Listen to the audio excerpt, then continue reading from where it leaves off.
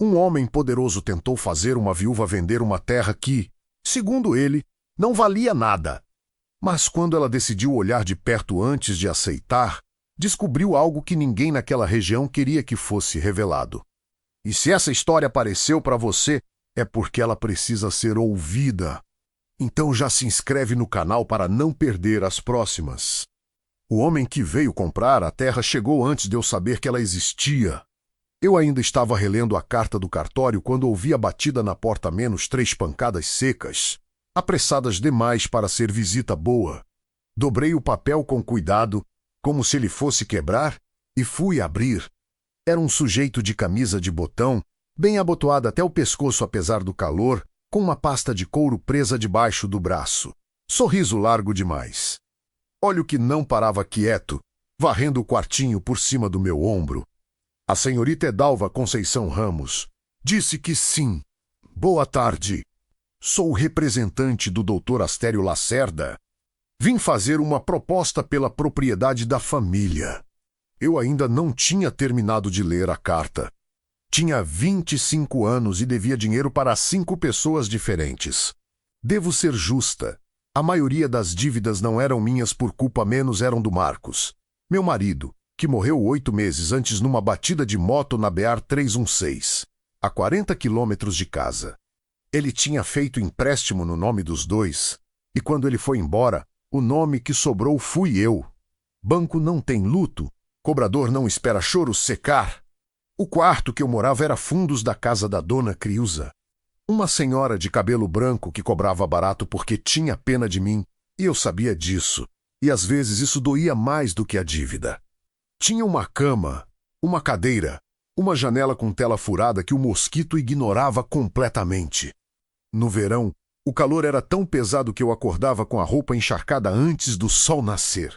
Trabalhava numa farmácia 6 dias por semana, das 7 da manhã às 6 da tarde. Ganhava o suficiente para pagar Dona Criusa, pagar a marmita do almoço e dividir o restante entre as dívidas de uma forma que não resolvesse nada de verdade. Só adiasse. Não estava sobrevivendo, estava aguardando. A carta tinha chegado na semana anterior, endereçada com letra de máquina velha. Com o timbre do cartório de notas de Brejo do Amparo, uma cidade que eu nunca tinha ouvido falar. Dizia que um certo Benedito Ramos, tio-avô paterno, tinha morrido e me deixado como única herdeira de um imóvel rural. Havia um número de processo, um prazo e um telefone para contato. Eu li 3 vezes, procurando o erro. Benedito Ramos nunca tinha visto esse nome escrito. Meu pai mencionou uma vez, quando eu ainda era criança menos, um tio velho que tinha ido embora para o interior e virado meio ermitão, desses que não aparecem nem em velório. Morreu solteiro, sem filho e, pelo que parecia, sem mais nada no mundo a não ser aquele pedaço de terra seca. Liguei para o cartório na tarde seguinte, do telefone da farmácia, entre 2 atendimentos. A moça do outro lado foi objetiva, o imóvel estava registrado, a herança era legítima. E eu precisava comparecer pessoalmente ou enviar procuração para dar continuidade ao processo. Quando perguntei o tamanho da propriedade, ela disse 42 hectares. Na zona rural do município, estrada vicinal sem nome, marco quilométrico 7, anotei num pedaço de papel de embrulho. 42 hectares de nada, pensei. Mas era um nada que era meu. O representante do coronel Astério não entrou no quarto. Ficou na soleira, com o sorriso segurado, e me explicou que o doutor Astério tinha interesse histórico na região onde ficava a propriedade herdada, menos palavras dele. Interesse histórico, como se terra fosse museu. Tirou da pasta um papel dobrado e me estendeu com as 2 mãos, gesto calculado de quem aprende a parecer generoso. Era uma proposta de compra. 12 mil reais, à vista, com escritura providenciada pelo próprio comprador. Eu olhei para o número por alguns segundos. 12 mil reais daria para quitar quase tudo. Daria para respirar. Daria para passar uns meses sem aquela sensação de afundar devagar. Preciso pensar, falei. O sorriso do homem endureceu 1 milímetro, só 1 milímetro. A senhora tem até o final do mês. O doutor Astério é generoso, mas os negócios têm prazo. Ele foi embora. Eu fiquei na soleira olhando a poeira que o carro dele levantou na rua de terra, generoso. Eu já tinha visto gente generosa demais correndo atrás de coisa que não valia nada. E em nenhuma dessas vezes eu vi a coisa não valer nada mesmo. Peguei o papel de embrulho com o endereço do cartório. Precisava ver essa terra antes de decidir qualquer coisa. Pedi 3 dias de folga na farmácia menos o doutor Ferreira reclamou, mas deixou. Peguei o ônibus numa sexta de manhã cedo, com uma mochila pequena, dinheiro contado para passagem e pousada simples, e o número do processo escrito no braço com caneta esferográfica porque tinha medo de perder o papel. Brejo do Amparo levou 6 horas de estrada para aparecer. Era uma cidade de rua principal com 2 semáforos e uma praça com coreto pintado de verde desbotado. Tinha um mercadinho, uma lotérica, uma igreja de porta fechada no meio da semana e um bar com televisão ligada num volume que disputava com o ventilador de teto. Cheirava a terra quente e a fritura de manhã. Fui direto ao cartório. A moça que me atendeu era jovem, usava óculos de armação grossa e me tratou com uma gentileza cansada de quem explica a mesma coisa várias vezes por dia. Me deu os documentos, me orientou sobre o processo de inventário e quando perguntei como chegar na propriedade, ela anotou num papel e disse apenas: "É longe, leva água." Fiquei numa pensão por R$ 30 a diária, quarto com ventilador e banheiro compartilhado. Deitei cedo, mas não dormi fácil. Ficava pensando no representante do coronel, no sorriso calculado, no prazo que ele tinha mencionado como ameaça vestida de gentileza. Gente assim não corre atrás de nada que não vale a corrida. Essa foi a última coisa que pensei antes de dormir. No dia seguinte, peguei carona com um senhor que tinha um Gol velho e ia até o quilômetro 12 da estrada vicinal. Ele era calado, o que eu agradeci. A estrada começou de asfalto, virou cascalho, virou terra batida. A paisagem foi ficando mais seca, mais aberta, mais silenciosa. Caatinga baixa dos 2 lados, árvores tortas com galhos que pareciam braços pedindo socorro. No quilômetro 7, havia uma porteira de madeira velha, quase caída. E do outro lado, uma casa pequena, fechada, comida pelo tempo, desci do carro. O senhor acenou sem falar nada e foi embora. Fiquei sozinha na estrada por um momento, ouvindo o silêncio. Era um silêncio diferente do silêncio da cidade. Na cidade, silêncio é ausência de barulho. Ali, era a presença de outra coisa menos o vento na caatinga, um pássaro longe demais para ver, a terra rachada respirando calor, empurrei a porteira. A madeira gemeu como se doesse e eu entrei. A casa tinha uma porta de madeira grossa, inchada pela umidade de alguma chuva antiga, e eu precisei usar o ombro 2 vezes para ela ceder. Quando abriu, saiu um bafo de lugar fechado, poeira, madeira velha e alguma coisa vegetal que eu não soube nomear. Cheiro de tempo parado. Fiquei na soleira por um momento deixando os olhos se acostumarem. Era uma sala pequena com um fogão de lenha num canto, uma mesa de madeira escura com 2 cadeiras e uma rede desbotada ainda pendurada entre 2 vigas. O chão era de cimento bruto, com rachaduras finas como veias.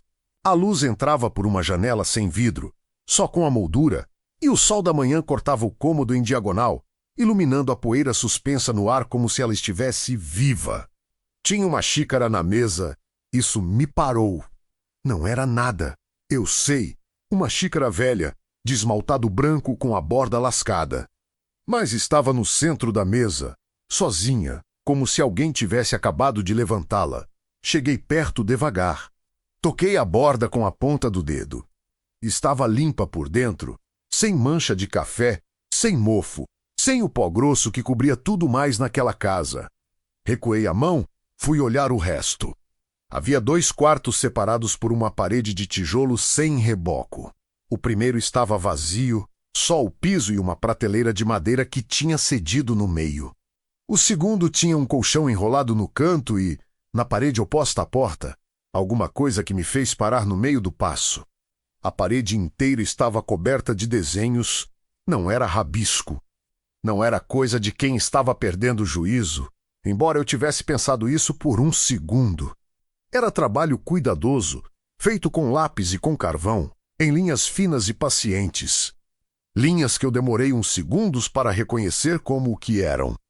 Um mapa, a propriedade inteira, desenhada de cima, como se Benedito tivesse subido num ponto alto e olhado tudo de uma vez. Havia a estrada vicinal marcada com uma linha grossa na borda esquerda, a porteira. A casa, representada por um quadrado simples com um X dentro, e espalhados pelo resto da parede, em diferentes pontos do terreno, havia círculos, 7 ao todo menos cada um com um símbolo no centro que eu não reconheci de imediato. Me aproximei. O símbolo era uma espiral fechada, como um caracol. Abaixo de cada círculo, Benedito tinha escrito uma palavra com letra miúda e aplicada. A tinta tão desbotada que eu precisei encostar o rosto quase na parede para ler permanente 7 vezes. A mesma palavra em todos os círculos. Fiquei olhando aquilo por um longo tempo. O vento entrou pela janela sem vidro e levantou um pouco de poeira no chão. Lá fora, o calor já estava pesado, daquele jeito seco que cola na pele e não deixa a gente pensar direito. Permanente o quê, Benedito?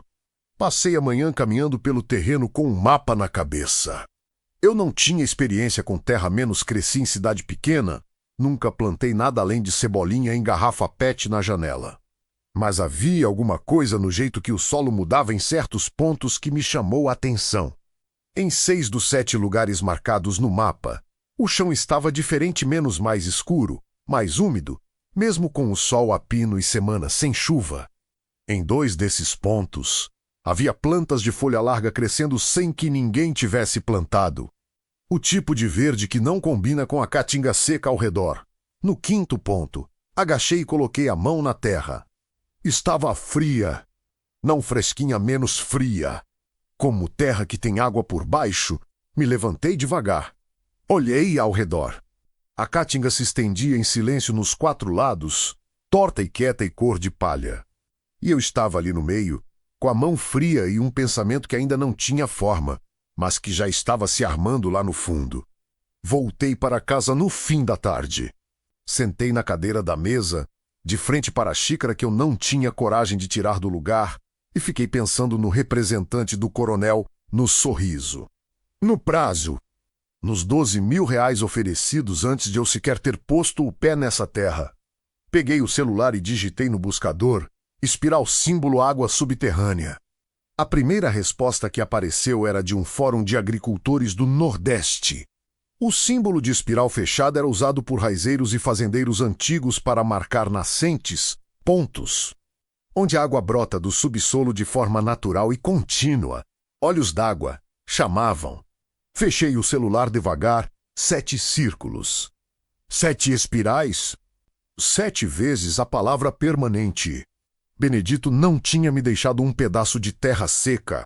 Ele tinha me deixado água. Dormi mal naquela noite, na pensão de Brejo do Amparo, com o ventilador girando no teto e a cabeça girando junto. Ficava revendo o mapa na parede, os círculos, as espirais. A letra miúda do velho que eu nunca tinha conhecido, mas que, por algum motivo que eu não entendi ainda, tinha escolhido o meu nome num papel de cartório. Por que eu? Meu pai tinha morrido quando eu tinha 12 anos. Não deixou quase nada, só uma caixa de sapato com documentos velhos e uma fotografia desbotada de um homem mais velho que eu nunca soube quem era. Talvez fosse Benedito, talvez não. A caixa tinha se perdido quando a gente mudou de casa às pressas 2 anos depois, e eu nunca mais pensei nisso. Mas Benedito pensou em mim. Isso ficou me incomodando mais do que deveria. De manhã, antes de ir para o cartório resolver os papéis do inventário, passei na única papelaria da cidade e comprei um caderno de capa preta e uma caneta azul. Sentei no banco da praça, com um coreto verdejado na minha frente e o barulho de uma moto passando na rua principal. E comecei a escrever tudo o que eu sabia, a propriedade, o mapa, os 7 pontos, a xícara limpa na mesa vazia. E uma pergunta que eu escrevi por último, sozinha numa linha. E sublinhei 2 vezes. Por que o coronel Astério queria essa terra antes de mim? No cartório, a moça de óculos me atendeu de novo. Dessa vez eu tinha mais perguntas. Perguntei sobre o histórico da propriedade, quem tinha tentado comprar antes, se havia algum registro de negociação, se o nome Astério Lacerda aparecia em algum documento relacionado. Ela ficou quieta por um segundo a mais do que o normal. Isso é informação pública menos, eu disse. Posso pedir oficialmente se precisar. Ela foi até uma gaveta, tirou uma pasta fina e colocou na minha frente sem dizer nada. Havia 3 cartas de intenção de compra registradas nos últimos 2 anos, 3, todas com o mesmo remetente. Lacerda Aeroportuária Limitada, a primeira oferecia R$8.000, a segunda, dezembro. A terceira, feita 6 meses antes de Benedito morrer, oferecia 15.000. Benedito tinha recusado as 3. Um homem de mais de 80 anos, morando sozinho numa casa sem luz elétrica. Numa terra que o mundo tinha esquecido, e ele recusou R$15.000 3 vezes. Porque sabia o que tinha, fechei a pasta com cuidado e devolvi para a moça. Obrigada, menos falei. Ela me olhou por cima dos óculos com uma expressão que não era exatamente simpatia, mas era alguma coisa parecida com respeito. A senhora vai vender? Ela perguntou em voz baixa, como se fosse pergunta proibida. Olhei para ela. Ainda não sei o que vou fazer, respondi, mas sei que não vou fazer com pressa. Saí do cartório com o sol batendo forte na nuca e o barulho do ventilador interno ainda no ouvido. Na praça, 2 crianças corriam em volta do coreto. Um cachorro dormia embaixo de um banco de cimento. Peguei o caderno e escrevi mais uma linha abaixo da pergunta sublinhada: Benedito sabia. E esperou alguém da família para passar adiante. Olhei para a frase por um tempo. Depois escrevi embaixo. Menor, quase para mim mesma, ele esperou por mim. Tem uma coisa que ninguém te ensina quando você cresce pobre. O valor das coisas não está no preço que alguém oferece. Está no desespero com que oferecem. Eu aprendi isso naquela semana. Voltei para a propriedade no dia seguinte com o caderno. Uma garrafa d'água e uma determinação que eu mesma não sabia de onde tinha saído. Fui a pé da cidade até o quilômetro 7, 40 minutos de estrada de terra com o sol crescendo nas costas. Quando cheguei na porteira, parei e olhei o terreno de fora antes de entrar, como se precisasse de um momento para me preparar. A casa estava lá, quieta e fechada, exatamente como eu tinha deixado. Mas havia marcas de pneu no chão de terra em frente à porteira frescas, mais de um veículo. Pelo que eu conseguia ver, 2 pares de pneu, um mais largo que o outro. Alguém tinha parado ali depois de mim, tinha olhado e tinha ido embora sem entrar, ou pelo menos sem deixar rastro dentro da propriedade. Fiquei parada por um momento com a mão na madeira velha da porteira. O vento passou baixo, levantando poeira fina na estrada, e eu senti aquela sensação menos a que a gente reconhece no corpo antes de reconhecer na cabeça. A de que não estava sozinha naquilo. Não da maneira que eu tinha achado que estava. Entrei, fechei a porteira atrás de mim. Naquele dia, eu caminhei os 42 hectares do começo ao fim, levei 3 horas. Fui com o caderno aberto, desenhando meu próprio mapa por cima da memória do de Benedito, marcando cada ponto onde o solo mudava, onde o verde era diferente, onde a terra ficava fria sob os dedos. Encontrei os 7 pontos que ele tinha marcado na parede. Em 5 deles, a umidade era evidente mesmo para mim, que não entendia nada. Num deles, no canto nordeste do terreno, havia um afloramento de pedra úmida onde a água literalmente escorria em fio fino.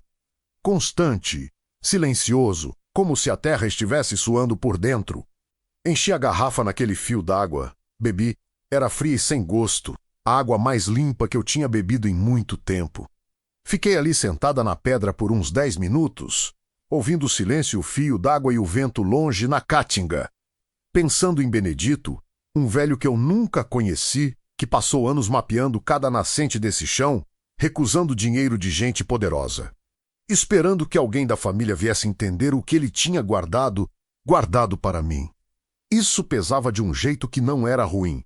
Era responsabilidade, coisa diferente. De volta em Brejo do Amparo, naquela tarde, fui até o bar com televisão e pedi uma água com gás e acesso ao Uai. O dono, Um homem gordo de chinelo e camiseta do Brasil apontou a senha escrita num quadro negro atrás do balcão sem levantar os olhos do celular. Sentei numa mesa de canto e passei 2 horas pesquisando. Primeiro, olhos d'água permanentes no semiárido nordestino. O que encontrei me deixou quieta por um bom tempo. A região vivia num ciclo brutal de secamentos. Os últimos 12 anos tinham sido os mais secos em décadas. Com açudes secando, famílias migrando, criação morrendo. Água permanente não era recurso, era poder. Municípios inteiros disputavam acesso a nascentes em tribunal. Projetos de irrigação pagavam fortunas por direito de uso hídrico. Cooperativas agrícolas sobreviviam ou faliam dependendo de acesso à água no período seco. 7 nascentes permanentes num único terreno privado. Continuei pesquisando direito de uso de água no Brasil, outorga hídrica, arrendamento de recursos naturais. Fui lendo, anotando, entendendo aos poucos um vocabulário que nunca tinha precisado usar. A lei era clara, a água subterrânea pertencia à União, mas o direito de uso era concedido ao proprietário do terreno mediante outorga. E esse direito de uso podia ser negociado, arrendado, licenciado. Não precisava vender a terra para ganhar com a água. Podia cobrar para deixar usar. Escrevi isso no caderno com letra grande.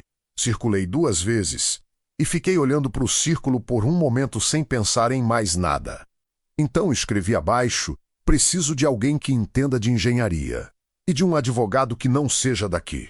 O engenheiro se chamava Reginaldo. Encontrei o contato dele num grupo de WhatsApp de agricultores familiares que uma mulher do cartório, não a de óculos, outra, mais velha menos, me indicou quando eu perguntei, de forma vaga, se havia algum técnico da área que conhecesse a região. Mandei mensagem explicando que tinha herdado uma terra e precisava de uma avaliação de recursos hídricos. Ele respondeu no dia seguinte, direto, cobrava R$300 pela visita técnica mais laudo. E precisava de 2 dias de antecedência. R$300 era quase tudo que eu tinha na conta, além do suficiente para voltar para casa. Confirmei, Reginaldo chegou 2 dias. Depois num carro branco com o logo desbotado de uma empresa de consultoria agrícola. Era um homem de uns 45 anos, magro, com um chapéu de palha verdadeiro e uma bolsa de equipamentos que ele carregava com o cuidado de quem sabe o que aquilo vale. Apertou minha mão com firmeza e não perdeu tempo com conversa. Fomos direto para a terra. Eu fui na frente mostrando os pontos que eu tinha marcado. Ele foi atrás com um aparelho que eu não soube nomear, agachando em cada ponto, medindo, anotando. Às vezes ficava de joelhos com o ouvido quase no chão, como se estivesse escutando alguma coisa que eu não conseguia ouvir. Não falou quase nada durante as 2 primeiras horas. No 5º ponto, o afloramento de pedra úmida onde eu tinha bebido água, ele parou por mais tempo. Tirou 2 equipamentos diferentes. Fez medições que eu não entendi. Ficou de costas para mim por um tempo, olhando para o horizonte da caatinga com uma expressão que eu tentei ler e não consegui. Quando se virou, o rosto estava diferente, não era surpresa. Era o rosto de quem confirmou uma suspeita. Quanto tempo você tem? Ele perguntou. O quanto precisar, ele assentiu. Então vamos sentar. Tenho coisa para te explicar. Sentamos na sombra da casa, nas 2 cadeiras da mesa que eu tinha puxado para fora. Reginaldo abriu o caderno dele e foi falando com a paciência de quem está acostumado a traduzir técnico em simples. O que Benedito tinha mapeado eram 7 olhos d'água alimentados por um aquífero fraturado. Uma estrutura geológica onde a água se move por fissuras na rocha e brota em superfície em pontos específicos. Aquíferos fraturados eram imprevisíveis e raros. Mas quando eram permanentes, quando não secavam no período seco, eram considerados de valor extraordinário. Permanente como? Perguntei. Permanente como nunca seca. Ele bateu o dedo no caderno. Olha o chão agora. Estamos no mês mais seco do ano. Essa região não vê chuva faz quase 4 meses. E essa nascente aqui, ele apontou para o afloramento de pedra menos, está em fluxo contínuo. Isso é raro, muito raro. Quanto vale? Ele ficou quieto por um momento. Não pelo tipo de silêncio de quem não sabe, pelo tipo de quem está escolhendo as palavras. Água permanente no semiárido tem valor comparável à infraestrutura. Ele escolheu bem. Não estou falando do preço da terra. Estou falando do direito de uso da água que essa terra tem. Cooperativas, projetos de irrigação, municípios que precisam de abastecimento complementar, todos pagam por isso. E pagam caro, e pagam todo mês. Peguei o caderno e escrevi quanto caro. Depende do volume e da continuidade. Preciso completar o laudo. Ele hesitou. Mas posso te dizer agora que a oferta que você recebeu, seja lá qual foi, não chegou perto do valor real, 12 mil.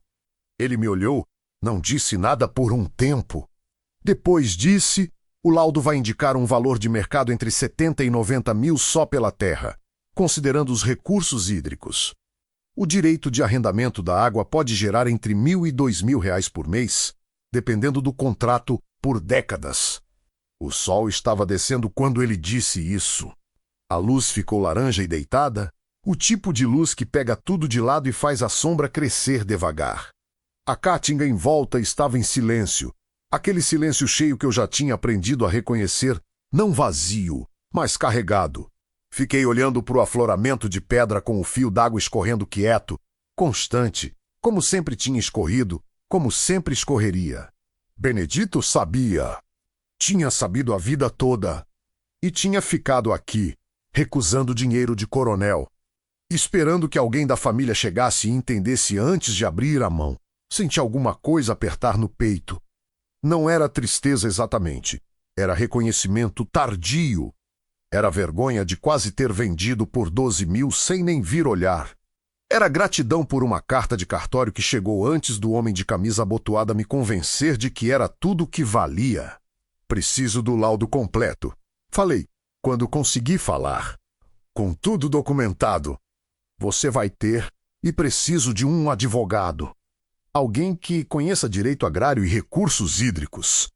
Tenho um contato em Teresina. Boa gente, trabalha com agricultores familiares. Ele anotou um número no caderno dela e arrancou a folha. Fala que fui eu que indiquei. Peguei a folha, dobrei com cuidado. Uma última coisa menos, disse Reginaldo, enquanto se levantava e batia a terra do chapéu. Esse mapa que você disse que está na parede lá dentro. Posso ver? Entramos juntos no quarto de Benedito. Reginaldo ficou parado na frente da parede por um longo tempo, com os braços cruzados, olhando os círculos, as espirais, a letra miúda repetindo a mesma palavra em 7 pontos, permanente, permanente, permanente. Esse homem passou anos fazendo isso, Reginaldo disse, quase para si mesmo. Mediu tudo, marcou tudo. Sem equipamento, sem formação técnica. Só com a experiência de quem vive numa terra a vida inteira e aprende a ouvi-la. Eu não disse nada. O mapa dele, ele continuou, está correto. Todos os 7 pontos que ele marcou correspondem exatamente ao que meus equipamentos indicam. Saímos da casa em silêncio. Quando Reginaldo foi embora, já era quase escuro. Fiquei na frente da porteira vendo os faróis do carro branco sumindo na estrada de terra. A noite chegou rápido, como chega no interior, sem aviso, de repente. As estrelas apareceram em quantidade que a cidade nunca mostra. Fiquei ali parada por um tempo, com o caderno na mão e o número do advogado no bolso. Do outro lado da porteira, a casa estava escura e quieta, mas não parecia mais uma casa vazia. Parecia uma casa esperando. Lá dentro, na parede do quarto, Benedito tinha deixado tudo o que eu precisava saber. Só tinha faltado alguém chegar para ler. Tem gente que intimida com voz alta. Tem gente que intimida com silêncio. O coronel Astério Lacerda era do segundo tipo, e eu só entendi isso quando finalmente o vi de perto menos, mas antes disso, ele já tinha mandado recado de outro jeito. Eu cheguei na propriedade numa manhã de terfar e a cerca do lado norte estava no chão. Não foi vento, não foi animal. Foram 4 mourões arrancados da terra, limpos, deliberados. Com arame enrolado do lado de fora como quem dobra a roupa antes de jogar fora. Quem fez aquilo sabia o que estava fazendo e quis que ficasse claro que sabia. Não era vandalismo, era mensagem. A diferença é importante. Fiquei parado olhando a cerca derrubada por um tempo, com o sol ainda baixo e a sombra longa na caatinga. Então tirei o celular, abri a câmera e fotografei tudo os mourões. O arame, a terra revolvida onde os postes tinham sido arrancados. Fotografei de perto e de longe. Fotografei a estrada vicinal do lado de fora, onde havia marcas de pneu de novo, o mesmo par largo de antes, e agora um segundo par que eu não tinha visto nas outras vezes. Depois abri o caderno e escrevi a data, o horário e uma descrição do que estava vendo. Reginaldo tinha me dito. Quando foi embora, documenta tudo. Dalva, qualquer coisa fora do lugar, qualquer presença estranha, qualquer dano, data e hora, foto se puder. Isso vale mais que briga na hora certa. Guardei o caderno no bolso e fui consertar o que eu conseguia sozinha. O advogado se chamava Dr. Cláudio Menezes, e eu tinha falado com ele por telefone 3 vezes naquela semana. Era um homem de voz calma e perguntas precisas. Do tipo que não pergunta mais do que precisa, mas não deixa passar nada que importe. Quando contei sobre a cerca derrubada, ele ficou quieto por 2 segundos. O tipo de silêncio de quem está anotando e pensando ao mesmo tempo. Fotografou, fotografei. Bom, agora vai até o cartório de Brejo do Amparo e registra um boletim de ocorrência na delegacia. Hoje ainda, se conseguir. Tem delegacia lá? Tem um posto da Polícia Civil, serve. Uma pausa. Dalva, o que está acontecendo não é coincidência. Cercas não caem sozinhas em terra que alguém quer comprar. Isso é pressão. A resposta para a pressão não é recuar, é registrar. Cada coisa documentada é uma munição sua. Entende? Entendi. Fui à delegacia naquela tarde. O agente que me atendeu era jovem, parecia entediado. Mas quando eu falei o nome Astério Lacerda, algo no rosto dele mudou, não muito. Só um ajuste pequeno, como quando alguém reconhece uma palavra num idioma que não esperava ouvir. Ele preencheu o boletim sem comentário, me deu uma cópia e disse que iriam verificar. Não perguntei se iam de verdade. Guardei a cópia no caderno, entre as fotos impressas que eu tinha tirado numa gráfica rápida na rua principal. O coronel Astério apareceu na quinta-feira. Eu estava dentro da casa, medindo a parede do quarto com uma fita métrica menos o doutor. Cláudio tinha sugerido fotografar o mapa de Benedito em alta resolução antes de qualquer coisa. E eu tentava calcular a melhor forma de fazer isso sem equipamento profissional quando ouvi o motor de um carro parando do lado de fora. Não era o Gol velho do senhor que me tinha dado carona? Era um motor pesado, de caminhonete. Fui até a janela sem vidro e olhei pela moldura. Era uma caminhonete prata, nova, com aquela limpeza de veículo que nunca pega estrada de terra, mas estava pegando. Desceram 2 homens. Um motorista que ficou encostado na lataria com os braços cruzados e outro que veio andando devagar até a porteira. Esse segundo homem era o coronel. Eu soube antes de saber. Tem gente que carrega o peso do que é no jeito de andar, não arrogância exatamente, mas a certeza de quem nunca precisou pedir licença para entrar em lugar nenhum. Era um homem de uns 60 anos, robusto, com um cabelo branco bem cortado e uma camisa de linho bege que custava mais do que minha semana de trabalho na farmácia. Chapéu de palha fino, daquele que não é para trabalho, é para mostrar que não precisa trabalhar. Ele parou na porteira e me chamou. Moça, não gritou. Só falou, com uma voz que estava acostumada a chegar longe sem esforço. Pode vir aqui 1 minuto? Fui. Não por obediência menos fui porque ficar dentro da casa seria mostrar medo e eu não podia me dar esse luxo. De perto, o coronel tinha olhos claros que não combinavam com o resto do rosto curtido de sol. Olhos que avaliavam rápido e guardavam o resultado. Ele me olhou da cabeça aos pés uma vez, discreto, e depois sorriu com a metade da boca. A senhorita é a Dalva. Sou Astério Lacerda. Não estendeu a mão. Só disse o nome, como quem apresenta um fato. Soube que a senhorita recebeu minha proposta. Recebi. E ainda estou avaliando. Ele assentiu devagar, como se a resposta fosse esperada e um pouco cansativa. Olha menos, disse ele, num tom que pretendia ser paternal. Eu entendo que a senhorita quer pensar. É decisão importante. Mas preciso que a senhorita entenda também a situação. Essa terra ficou abandonada há muitos anos. O antigo dono era um senhor de idade, sem recursos, sem condição de desenvolver nada. A propriedade está deteriorada, as cercas estão caindo. As cercas estavam em pé quando eu cheguei. Pausa breve. E a região não é fácil para quem não conhece. Infraestrutura ruim, sem acesso a crédito, sem mercado perto. Ele continuou como se eu não tivesse falado.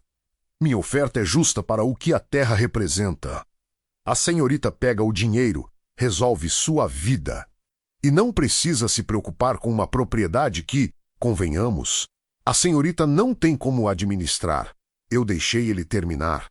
Depois fiquei quieta por um segundo, olhando para ele. O senhor mandou derrubar minha cerca, menos falei, nenhuma inflexão. Nenhuma acusação no tom, só a frase, limpa. O rosto do coronel não mudou. Isso, por si só, já era uma resposta. Cerca velha cai, ele disse. Madeira apodrece. Não é crime da natureza. Registrei boletim de ocorrência com fotos dos mourões arrancados e marcas de pneu na estrada. Ainda sem inflexão. Só para constar, dessa vez ele ficou quieto por um momento real. Os olhos claros me olharam de um jeito diferente. Não com raiva, menos com recálculo. Era o olhar de quem estava revendo uma estimativa que tinha feito errado. A senhorita é esperta, menos, ele disse, e no tom havia algo que poderia ser respeito ou poderia ser aviso, e eu não estava certa qual dos dois era pior. Não sou esperta, menos, respondi, só presto atenção. Ele colocou o chapéu fino de volta na cabeça, que tinha tirado num gesto automático de cortesia que o resto da postura contradiz.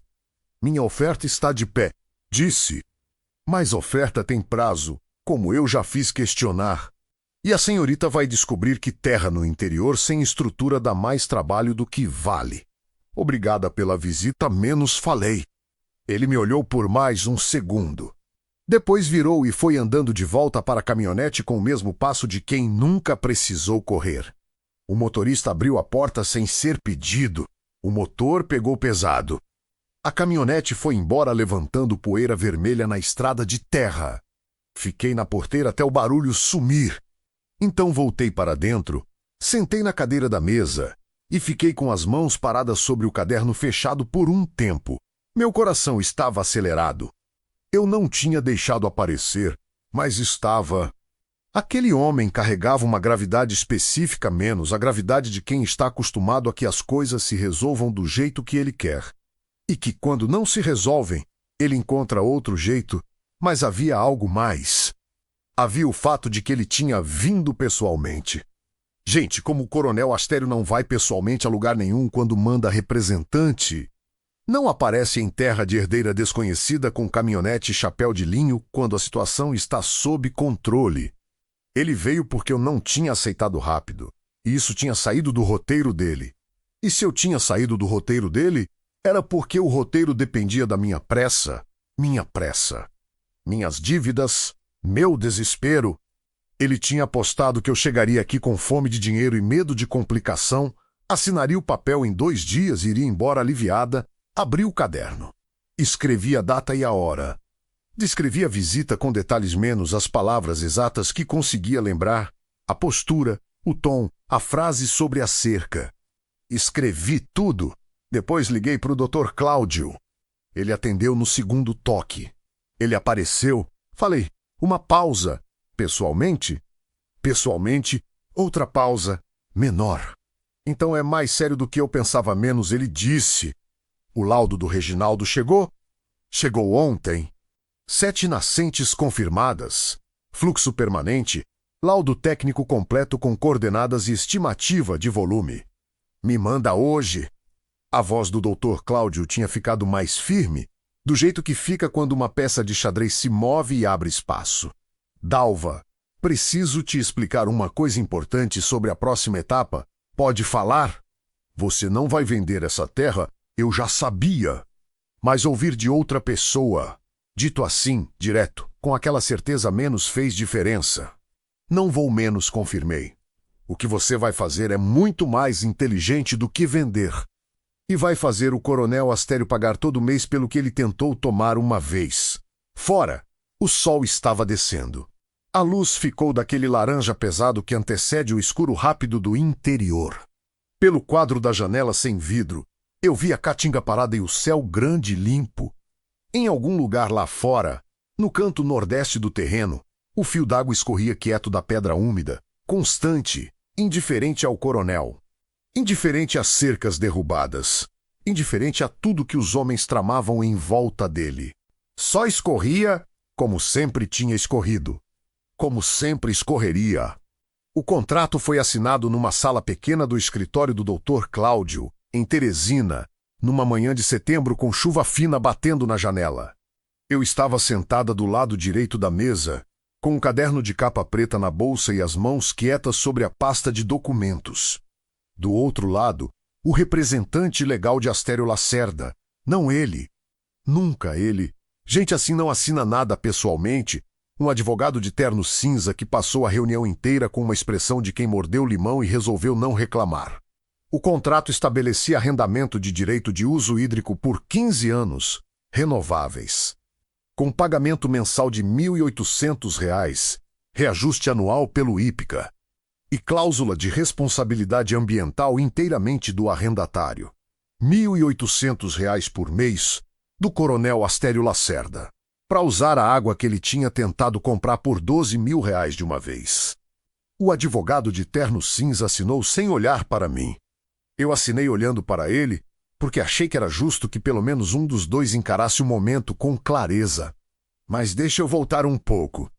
Porque o contrato foi o fim de uma coisa, não o começo, e o começo foi mais difícil do que o fim, como quase sempre é. Quando o doutor Cláudio me explicou a estratégia do arrendamento, eu entendi a lógica rápido. A terra continuaria minha. A água continuaria minha. O coronel pagaria mensalmente pelo direito de captar água das nascentes para irrigar as lavouras dele no terreno adjacente. Lavouras que, eu descobri depois, dependiam justamente daquele aquífero que ele não possuía e que Benedito nunca tinha deixado ele tocar. O que eu não tinha calculado era a reação. Não foi imediata. Passou uma semana depois da minha visita ao coronel, quieta demais. Do tipo de quieto que não é paz menos é acumulação. Então, numa segunda-feira de manhã, quando fui à propriedade, encontrei não só a cerca do norte derrubada de novo, como reconstruída do lado errado menos avançada 1,5 metro dentro do meu terreno, com mourões novos, bem fincados, como se sempre tivesse sido assim. Fiquei parado olhando aquilo. 1,5 metro. Discreto o suficiente para parecer erro, deliberado o suficiente para não ser. Fotografei tudo. Medi com a fita métrica. Comparei com as coordenadas do laudo de Reginaldo, que tinha os marcos do terreno registrados com Jazz. Liguei para o Dr. Cláudio ainda de pé na estrada, com a fita métrica na mão e o sol começando a pesar. Ele avançou a cerca menos, falei. Silêncio de 2 segundos. Quanto? 1,5 metro. Com mourões novos. Tem foto? Tenho foto. Tenho medição. Tenho as coordenadas do laudo para comparar. Ouvi ele respirar. Dalva, isso é reintegração de posse na mão dele. Ele está criando um fato concreto no terreno para depois contestar a demarcação. É tática antiga. Uma pausa. Mas ele errou. Sabe por quê? Por quê? Porque você documentou antes a cerca derrubada, as fotos, o boletim de ocorrência menos, tudo isso cria uma linha do tempo que desfaz qualquer argumento de que o avanço sempre existiu. Ele precisaria que você não tivesse registrado nada. Mas eu registrei tudo. Você registrou tudo. Ele confirmou e havia uma satisfação contida na voz que me fez sentir que eu tinha feito a coisa certa sem saber exatamente por que na época. Entrei com medida cautelar naquela semana. O juiz determinou a retirada da cerca em 48 horas e proibiu qualquer alteração nos marcos do terreno até resolução do processo. O oficial de justiça foi pessoalmente até a propriedade com 2 policiais civis. Eu não fui nesse dia. Fiquei em Brejo do Amparo, na pensão, sentada na cama com o ventilador girando e o caderno aberto no colo, escrevendo coisas que não eram anotações, eram pensamentos, memórias. A tentativa de organizar numa página o que estava acontecendo na minha vida de um jeito que eu conseguisse reconhecer. 3 meses antes eu devia dinheiro para 5 pessoas e dormia num quarto de fundos com tela furada. Agora eu tinha terra, laudo técnico, advogado, processo judicial e um coronel que estava descobrindo que tinha subestimado a pessoa errada. Não era triunfo, era vertigem. O processo de outorga hídrica levou 2 meses e exigiu mais documentação do que eu achei que existia no mundo. Mas o doutor Cláudio conhecia cada etapa e Reginaldo foi fundamental no laudo técnico que a Agência de Recursos Hídricos exigiu. Quando a outorga saiu, com meu nome e o endereço da propriedade, fiquei olhando para a folha por um tempo sem conseguir ler direito, como quando a gente está cansada demais e as palavras escorregam. Então li de novo, devagar. Era real.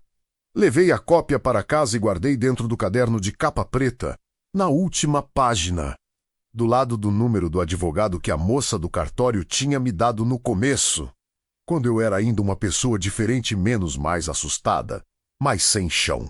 Mais disposta a aceitar o primeiro número que alguém pusesse na minha frente porque era mais do que eu tinha. O primeiro pagamento do arrendamento caiu na conta numa sexta de outubro. Eu estava no trabalho, na farmácia, organizando prateleira de vitaminas quando o celular vibrou com a notificação do banco. Olhei a tela, coloquei o celular no bolso. Terminei de organizar a prateleira. Na hora do almoço, fui ao banco e quitei a primeira dívida menos a maior. A que tinha juros mais altos, a que eu acordava pensando às 3 da manhã. Sentei numa cadinha de plástico na fila do caixa e esperei minha vez com as mãos no colo e quando a atendente me deu o comprovante de quitação. Eu olhei para a folha e não senti alegria exatamente, senti espaço. Como quando a gente tira um peso das costas que estava lá há tanto tempo que tinha esquecido que o peso não era parte do corpo. E de repente sente que as costas são suas de novo. Nos meses seguintes, quitei as outras 4 dívidas uma a uma. Paguei o Dr. Cláudio integralmente. E ele recusou uma parte dizendo que tinha sido um caso interessante, o que eu entendi como o jeito dele de ser generoso sem parecer. Paguei Reginaldo com um acréscimo que ele também tentou recusar e eu não deixei. Dei aviso na farmácia em novembro. O doutor Ferreira disse que ia sentir falta, e eu disse que eu também ia sentir, e acho que os dois estávamos sendo honestos. Me mudei para Brejo do Amparo em dezembro, para uma casa simples de aluguel na rua paralela à praça, com janela de verdade e banheiro próprio. Deixei o quarto de Dona Criusa com 1 mês de aluguel adiantado e uma sacola de biscoitos que eu sabia que ela gostava. E ela me abraçou na porta sem falar nada, que foi a coisa mais certa que alguém poderia ter feito naquele momento. A mudança coube numa caminhonete pequena que um vizinho emprestou. Não tinha muita coisa. Nunca tinha tido. Mas o que eu tinha era meu de um jeito que antes nada era. Comecei a plantar em fevereiro. Não sozinha menos, contratei um homem de nome Seu Atanásio, que tinha 70 anos. Articulação ruim no joelho direito e mais conhecimento de terra do que qualquer pessoa que eu já tinha conhecido. Ele era de um assentamento vizinho que estava passando dificuldade com a seca. E quando eu apareci com proposta de trabalho e acesso à água permanente, ele me olhou como se eu estivesse falando idioma estrangeiro. Água o ano todo? Ele perguntou. O ano todo. Ele ficou quieto por um momento, olhando o terreno. Que o velho Benedito era sabido, ele disse, mais para si mesmo do que para mim. Conhecia ele, de vista homem quieto. Nunca vendia nada, nunca pedia nada. Ele cuspiu no chão de um jeito que não era falta de educação, era hábito de quem passa a vida do lado de fora. Agora entendo por quê. Plantamos milho e feijão no primeiro ciclo, conservador, para aprender o terreno.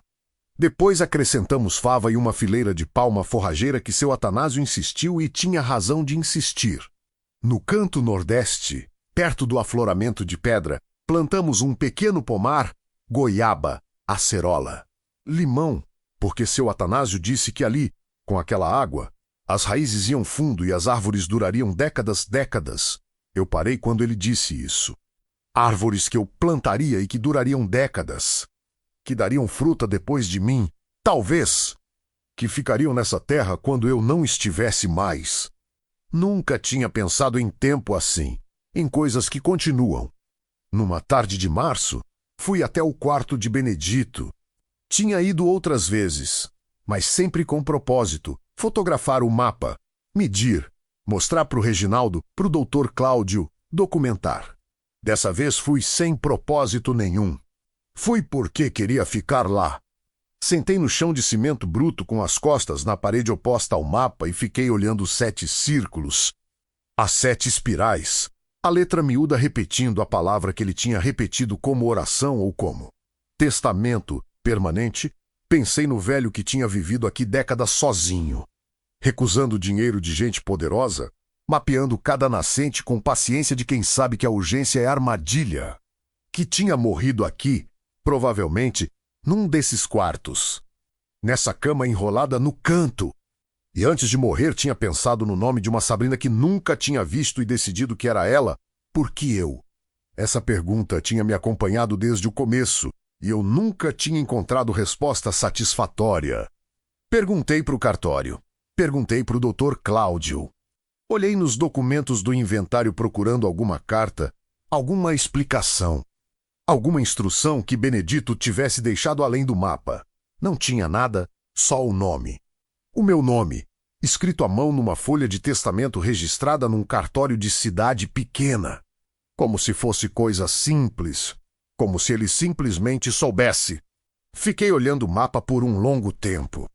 O sol foi descendo lá fora e a luz dentro do quarto foi ficando mais quente, mais laranja, entrando pela janela sem vidro e pegando a parede de lado, fazendo as linhas do desenho de Benedito projetarem sombra fina no reboco. Os círculos ganharam profundidade com a luz assim. As espirais pareciam girar. Coloquei a mão na parede, com a palma aberta, sobre o círculo mais próximo de mim. O reboco estava morno da tarde. Fiquei assim por um tempo, menos mão na parede, costas no chão, olhando o desenho de um homem que eu nunca tinha conhecido, mas que, de algum jeito que eu não saberia explicar, tinha me conhecido o suficiente para confiar nessa terra a mim. Não chorei. Não sei bem por quê. Tinha tudo para chorar. Mas o que eu sentia não era tristeza. Era aquela coisa mais quieta que vem depois da tristeza. Quando a pessoa aceita o que não pode entender e encontra paz nisso, não resignação. Aceitação de verdade. Saí da casa quando estava quase escuro. Fui até o canto nordeste, que já virou o lugar que eu vou quando preciso pensar. O fio d'água escorria da pedra como sempre, fino e constante e frio. Agachei e coloquei a mão na água fria como sempre. Pensei nas dívidas quitadas, no quarto de Dona Criusa, na farmácia, no Marcos, que tinha ido embora e deixado o peso todo em cima de mim sem querer, sem culpa, simplesmente porque morreu, e morte não pede licença nem distribui o que sobra com justiça. Pensei na carta que chegou do cartório, na batida de 3 pancadas na porta, no homem de camisa abotoada com um sorriso calculado. Pensei em Benedito, aqui, nesse mesmo lugar, agachado como eu, com a mão nessa mesma água, décadas antes. Levantei devagar. A noite do interior caiu de vez. E as estrelas apareceram em quantidade que ainda me pega de surpresa às vezes, mesmo morando aqui há meses. Lá na estrada vicinal, um carro passou devagar levantando poeira que a escuridão escondia. E o barulho do motor foi sumindo no silêncio até desaparecer. Fiquei parada ouvindo o que sobrou. O vento baixo na caatinga, o fio d'água na pedra, algum bicho longe. Um canto que eu nunca aprendi a identificar e que seu Atanásio um dia vai me dizer o nome e eu vou esquecer e vou perguntar de novo. E o silêncio por baixo de tudo isso, não o silêncio vazio de antes, quando eu achava que silêncio era ausência, mas o cheio, o que carrega, o que guarda. O silêncio de terra que tem história. Benedito passou a vida inteira ouvindo esse silêncio. Agora era eu, não sei se mereço. Não sei se é questão de merecer. Sei que estou aqui, que a água escorre, que o milho está crescendo, que o pomar vai dar fruta um dia, que as dívidas acabaram. que tem o caderno novo começando porque o velho encheu, e que toda manhã, quando chego nessa porteira e empurro a madeira que ainda range, sempre vai ranger. É da madeira, é da idade, é da história, menos eu penso nele. No velho que ficou quando todo mundo foi. No velho que sabia o que tinha e esperou por alguém que chegasse antes de abrir a mão. Não sei o que ele via em mim, mas toda vez que ponho a mão nessa água fria e sinto o fio constante que não para, que não secou, que não vai secar menos, acho que entendo um pouco. Água permanente. Ele não estava falando só das nascentes.